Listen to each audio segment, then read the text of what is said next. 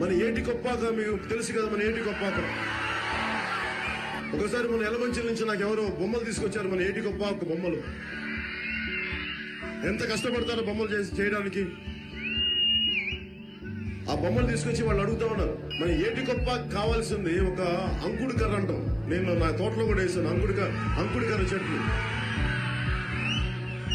ఆ అంకుడు కర్ర అని చెప్పి పాపం అంతరించిపోతున్న కళ ఏటి కొప్పాక బొమ్మలు మంది ఎలమంచిలో ఉన్నది. అంతరించిపోయే కళ.